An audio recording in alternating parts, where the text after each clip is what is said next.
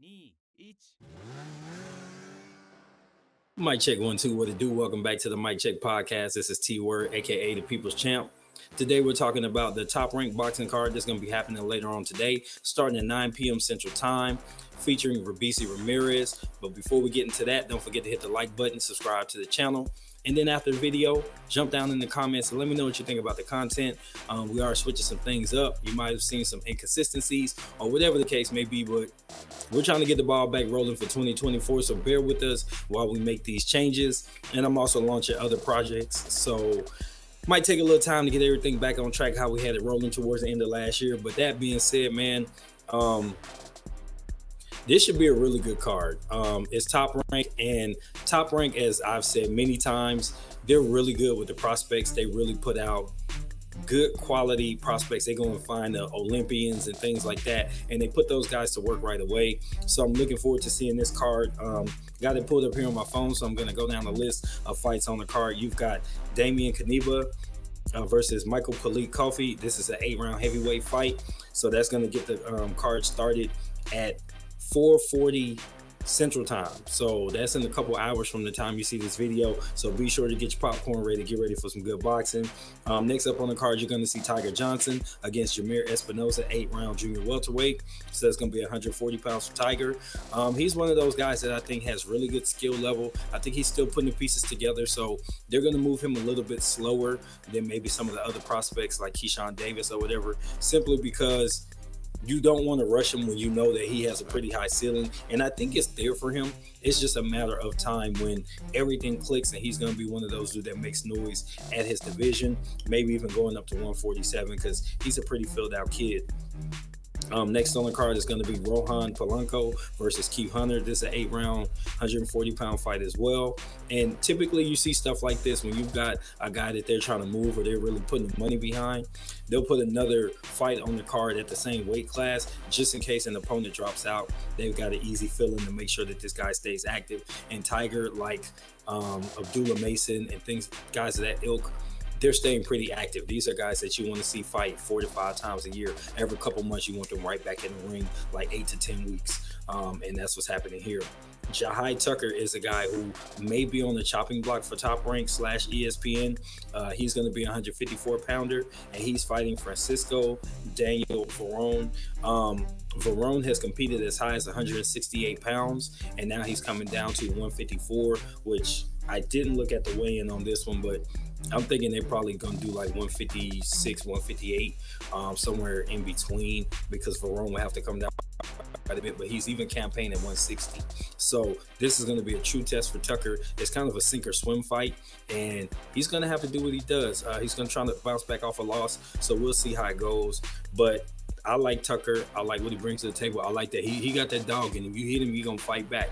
So I really like seeing that from a fighter, and he's one of those guys that I enjoy seeing in the ring. I just don't know how much more patience Top Rank is going to have for him, especially if he doesn't win this fight or if it's an ugly win. Next up on the card is going to be Bruce Carrington, aka Shushu, against Jason Sanchez. This is a 10-round featherweight. Shushu is one of those guys. He's got all the tools. He's already putting it together early in his career, and he's making short work of his opponents, and he's got a nastiness about him that you just enjoy seeing in the ring. He's going to punch your ass, and he wants you to hit him back so he can hit you with something bigger and better. You say you got a big gun, he's got a bigger gun. He's bringing the bazooka. So from a technical standpoint, he's a guy that's going to show you everything. He's going to show you good footwork. He's going to put combinations together, sits down on his shots, move around the ring. He's going to be smart. He doesn't just rush in and try to knock out his opponents. He does a lot of the right things in the ring, and he's rarely in danger. So that's something that is interesting to watch. And as he steps up, I think this is his first 10-rounder. He's trying to show everybody that he's ready for the big stage, and he's closer to the main event. This is a guy who he might have been opening the card or something like that maybe 2-3 months ago, and now he's 3 slots from the main event. I think he'll get to feature something in the next year, and that will be cool for him. Next up is going to be Richard Torres Jr. Versus Curtis Harper, 8-round heavyweight. Torres, they're going to move super careful, super slow. They already got Jared Anderson, as their marquee heavyweight, and he's had some hiccups along the way. So there's no need to try and push their other heavyweight when they're trying to figure out what to do with Jared Anderson, like put him in big fights. You got Torres on the undercard to maybe bring an opponent in that they could always sub in to fight Jared Anderson if his opponent drops out. That's kind of how boxing works. For those who aren't aware, you're always going to see something on the card for a guy that's at the ready for a substitute that might just be an opponent, but he's there for that reason. So I think Torres kind of fills that spot where his opponent is always ready to step up in the main event if there's a heavyweight. But I do expect him to win tonight. And then you get into the co-main, which is Andres Zayas versus Jorge Fortea, a guy who I think is put in there to compete but not win. This is a 10-round, 154-pound fight. And I don't know what they're going to do with Zayas necessarily.